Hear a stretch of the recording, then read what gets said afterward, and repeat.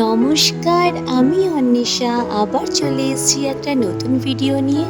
তো আজকে একটু সকাল সকালই উঠতে হয়েছে, কারণ আজকে নীলষষ্ঠী। আর আমার মেয়েকে আজকে বানিয়ে দিচ্ছি ম্যাগি। যদিও আজকে নিরামিষের দিনগুলোতে আমরা ম্যাগিটাও খাই না, কিন্তু আজকে হচ্ছে ওর ইয়েলো ডে, তাই ইয়েলো একটা টিফিন বক্সও ওকে দিচ্ছি, আর তার সাথে ইয়েলো ফুডও দিতে বলেছে, তাই ভাবলাম ম্যাগিটাই দিয়ে দিই। আর তার সাথে আজকে আমার বিএডের পরীক্ষাও আছে, তাই একটু সকালবেলা না উঠলে সব কিছু করে উঠতে পারবো না, তাই ভাবলাম একটু সকালে উঠে বাকি কিছু কাজ করে নিই। আর এখন টুকটাক জিনিস একটু কিনতে আমরা চলে গেছি, যেগুলো বাকি ছিল। বাকি ফল আগের দিনই কিনে রাখা হয়েছিল। আর এখন স্নান টান করে একেবারে ঠাকুর ঘরে চলে এসেছি। পরীক্ষাটা না থাকলে হয়তো একটু দেরিতেই পুজোটা দিতাম, কিন্তু পরীক্ষা যেহেতু আছে তার আগে তো একটু রেডি হওয়া দরকার, তাই আগের থেকেই আজকে একটু পুজোটা দিচ্ছি। আর আরেকটা কারণ হচ্ছে আমাকে মন্দিরেও যেতে হবে, তাই সকাল সকালই পুজোটা সেরে নেওয়ার চেষ্টা করছি। আর অবশ্যই যেহেতু পরীক্ষা, ভাবলাম আগে একটু ঠাকুরকে ভালো করে পুজো দিয়ে নিয়ে তারপরেই পরীক্ষাটা দিতে যাই। যে কোনো শিব পুজোতেই আমি পঞ্চামৃত ব্যবহার করে থাকি: দুধ, দই, ঘি, মধু আর মিশ্রি। ছোটবেলা থেকেই মাকেও এরকম ভাবেই ঠাকুরকে স্নান করাতে দেখেছি, তাই আমিও এরকম ভাবেই সবকিছু করে থাকি পুজোর সময়। খুব যে সুন্দর করে পুজো করতে পারি সেটা বলবো না, তবে যখন পুজো করি তখন মনে ভক্তি রেখেই ঠাকুরকে পুজো দিই। এখানকার পুজো আমার অনেকটাই প্রায় শেষ। এবার মন্দিরে যাওয়ার জন্য সব কিছু ঠিক করে গুছিয়ে নিতে হবে। আমাদের বাড়ির পাশেই মন্দির আছে, আর সব বউরা যখনই শিবের কোনো পুজো হয়ে থাকে তখন সবাই সুন্দর করে সেজে এখানে আসে। আজ হয়তো তোমাদের দেখাতে পারবো না, তবে কোনো এক সময় ওই মন্দিরের দর্শন অবশ্যই করাবো তোমাদের। খুব সুন্দর লাগবে জানো, খুব সুন্দরভাবে ঠাকুরকে ওখানে পুজো করা হয়। সবাই বলে মহাদেব নাকি অল্পতেই সন্তুষ্ট থাকে, তবে আজকে আমার আয়োজন সত্যিকারেরই অল্প। আশা করি ঠাকুর আমার এই আয়োজনে সন্তুষ্ট হয়েছে। সবাইকে ভালো রাখুক ঠাকুর, এইটুকুই তো কামনা করি। আর এই যে দেখো, আমি সব একদম রেডি করে নিয়েছি, কারণ এখন আমি যাব মন্দিরে। এখন বাজে ঘড়িতে 2টো, আর আমার পরীক্ষা শেষ, আর এখন ফিরছি বাড়িতে। আমার এক্সামটা মধ্যমগ্রাম বিএড কলেজে প্রতিবারই পড়ে, তাই এবারও পড়েছে। আর জানো, এখান দিয়ে যখনই আমি যাই এত সুন্দর লাগে, আশপাশটা এত গাছপালায় ভর্তি, খুব শান্তি লাগে। আর প্রচুর আম ঝুলে রয়েছে, দেখেই টপ করে একটা ছিঁড়ে নিতে ইচ্ছা করছে। রাস্তা দিয়ে যাচ্ছি, একটুও গরমে কষ্ট হচ্ছে না, এত সুন্দরভাবে ছায়া পড়েছে রাস্তায়, রোদের তাপটা একটু হলেও কম লাগছে। আমার বাড়ি যাওয়ার রাস্তায় এই মন্দিরটা পড়ে। এটাকে নাকি ডাকাত কালীবাড়ি বলে, কারণ ডাকাতরা এখানে মা কালীর পুজো দিত।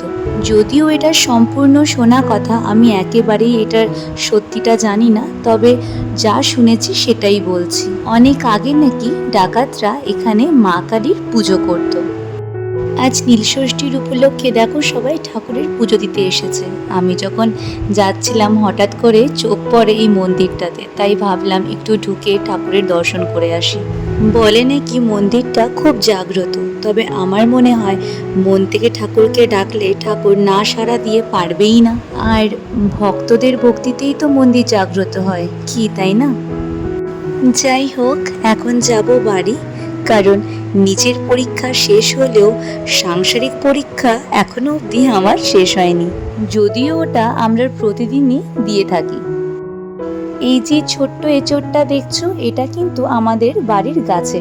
আসলে আমাদের একটা ফাঁকা জমি আছে, সেখানে এই কাঁঠাল গাছটি আছে, সেখান থেকেই এটা পাড়া হয়েছে। তোমরা হয়তো ভাবছো যে এত ছোট থাকতেই এটা পেরে নেওয়া হলো কেন। আসলে এটা পাড়তে আমরা যাইনি, আমরা এমনি দেখতেই গেছিলাম যে আদৌ এঁচোড় হয়েছে কিনা। ও মা, গিয়ে দেখি একটাও গাছে এঁচোড় নেই, হয়তো সব নিয়ে গেছে, দেখে তো তাই মনে হচ্ছে। একটাই শুধু ছিল, ভাবলাম ফেলে আসলে যদি এটাও কেউ নিয়ে নেয়। আসলে ওখানে খুব একটা যাওয়া হয় না তো, আর গেলে তখন যদি এরকম পাই তখন নিয়ে আসি। গেল বছর যেন প্রচুর হয়েছিল, বড় বড় সব হয়েছিল, কিন্তু এই বছর মানে মনে হচ্ছে যেন কেউ নিয়েই চলে গেছে।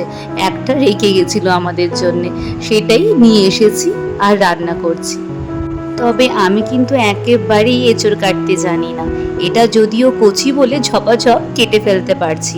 আসলে আমার বাড়িতে যে পরিষ্কার করার কাজ করতো সেই আমাকে সব কিছু কেটে কুটে দিত। কিছুদিন হলো সে আসছে না, তাই আর কি নিজেই করার চেষ্টা করছি যতটুকু পারি। তোমরা হয়তো ভাবছো কাটাকুটির জন্য আবার লোক লাগে নাকি।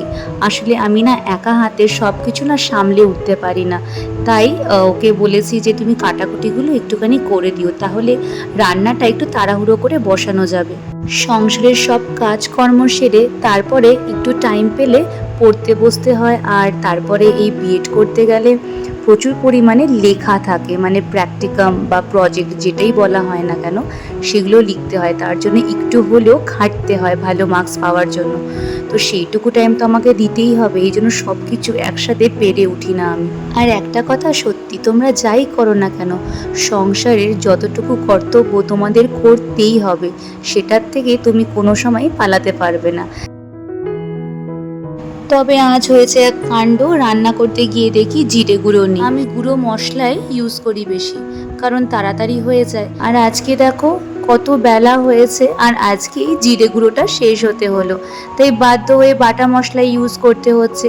অল্প করে একটু জিরে বেটে নিয়েছি, কারণ এঁচড় করতে গেলে বেশ কিছুটা জিরে আমার লাগবে। আর সাথে একটু সয়াবিনও রান্না করব। যদিও আমি আজকে ভাত খাবো না, কারণ আমি তো আজকে উপোস, তো একটু ফল সাবু এইসব খেয়েই থাকবো, কিন্তু ওদের জন্য তো কিছু রান্না করতে হবে, তাই ভাবছি এইগুলো একটু রান্না করে দিই ওদেরকে। এমনিতেই নিরামিষ, তার উপর যদি একটু সুন্দর করে রান্না না করি তাহলে কিছুতেই মুখে তুলতে চাইবে না খাবার। কড়াইতে বেশ কিছুটা সর্ষের তেল গরম করে এঁচড়টা ভাজার জন্য দিয়ে দিলাম। তার আগেই অবশ্য ভুল করে আমি ফোড়নটা দিয়ে ফেলেছিলাম, তারপরে মনে পড়লো এঁচড়টা একটু ভেজে নিলে ভালো হয়। তবে কাটার পর প্রথমেই আমি হলুদ আর নুন দিয়ে সামান্য একটু সেদ্ধ করে নিয়েছিলাম, তাহলে কষটা বেরিয়ে গেলে ভালো লাগে খেতে। আর এইদিকে আমি সয়াবিনগুলো সামান্য তেলে একটু ভেজে নিয়েছি, আর ওদিকে মশলাটাও কষানো হয়ে গেছে। মাঝে মাঝে মনে হয় এই 4টে বার্নারের মতন যদি আমার হাতও 4খানা থাকতো, কত তাড়াহুড়ো করে কাজ করতে পারতাম বলো তো। কিন্তু কি আর করা যাবে, এই 2 হাত দিয়েই 4 হাতের কাজ যে আমাদের করতে হয় সবাইকে। ছোটবেলা নিরামিষ হলে খেতেই বসতে ইচ্ছা করতো না। মাকে বলতাম আমাকে একটা ডিম ভেজে দাও না, তাহলেই হবে। তবে সত্যি বলতে কি মা কোনো সময় না করতো না, আলাদা করে ডিম ভেজে আমাকে খেতে বসাতো। তবে এখন কিন্তু নিরামিষ খেতে বেশ ভালো লাগে। আসলে বয়সের সাথে সাথে না মানুষের টেস্টটাও পাল্টে যায়, এই ব্যাপারটা কিন্তু আমি এখন বেশ টের পাই। মাঝে সাঝে মাছ মাংস ছেড়ে ওই ডাল ভাত আর আলু ভাজা খেতে বেশ ভালো লাগে। আর এই রকমভাবে যদি লাল লাল তরকারি নিরামিষ কিছু রান্না হয় তাহলে তো আর কথাই নেই। তবে এর মধ্যে কিন্তু একটা গোপন সত্যি আছে, সেটা হচ্ছে নিজে যেহেতু রান্না করছি সব রান্নাই আমার কাছে অমৃত। তাই এখন আর খাবো না বা খেতে ইচ্ছে করছে না এই কথাটা প্রায় বলতে আমি ভুলেই গেছি। দেখো তো তোমাদের সাথে গল্প করতে করতে আমার রান্না প্রায় শেষ। আর এই যে লাস্টে দিলাম গরম মশলা, ঘিটা যেন শেষ হয়ে গেছে, নাহলে ঘিটাও দিতাম, বেশ ভালো লাগে খেতে। আজকে রান্নাগুলো যেন মনের মতন করতে পেরেছি আমি, কেন কে জানে। এখানে একটু আলু পোস্তও করে নিয়েছি সাথে, আর এখানে করেছি সাদা ভাত। এখন ঘড়িতে বাজে 5টা আর আমি এসছি ছাদে জামা কাপড় তুলছি। জামা কাপড় মেলা আর তোলা ছাড়া ছাদে এখন আর আমার আশাই হয় না। এত রোদ আর এত গরম, অসম্ভব যে এই ছাদে আসা।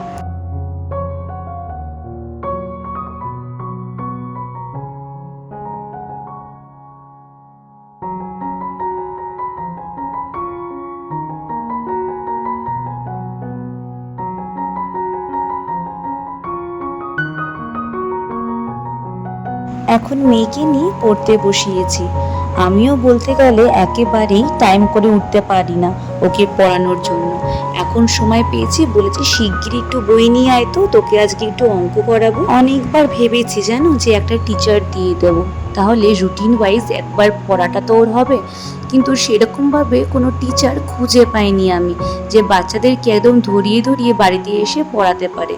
আছে, তবে গিয়ে পড়তে হবে। তো আমি ভাবলাম যে আপাতত নিজেই পড়াশোনা করাই ওকে, তারপরে যদি ভালো কাউকে পাই তখন বাড়িতেই দেবো। এত ছোট বাচ্চার জন্য টিচার যদিও দরকার পড়ে না, কিন্তু কি করব, আমার কাছে তো বসতেই ঠিকভাবে চায় না। তাও যতটুকু পারি জোর করে বসানোর চেষ্টা করি ওকে। বাজে প্রায় 6টা, একটু বাদেই সন্ধে হয়ে যাবে। তো এখন একটু চা বসিয়েছি, একটু খিদে খিদে পাচ্ছে, ভাবছি কি খাবো। তো সাবু খেয়েছি, সাবু দিয়ে কলা দিয়ে মেখে খেয়েছি, কিন্তু এখন মনে হচ্ছে একটুখানি চা খেলে ভালো হয়, মাথাটা একটু ধরেছে। দুপুরবেলা আজকে আর রেস্ট নেওয়া হলো না, তো আজকে ভাবছি ঠিক আছে তোমাদের সাথে বসে গল্পই করি। চলে এসেছে আমার মেয়ে। এর মধ্যে সব আর্ট পেপার আছে আমার ছোট্ট ছোট্ট, আর একটা নাকি অনুভূতি নাকি একটা খাওয়ার টিম বানাচ্ছে আমাদের। কি বানাচ্ছে? টিফিনে দিয়ে দেবে, সবাই ম্যাগি নিয়ে যাবে, শেয়ার করে খাবি? হ্যাঁ এরকম ভালো টিম। তা অনুভূতি বানাচ্ছে। সব গল্প আমার কাছে, স্কুলে কি হয়েছে না হয়েছে সব কিছু। লেজ কাটা বাদর বলি মাঝে মাঝে। মুখটা দেখেছি।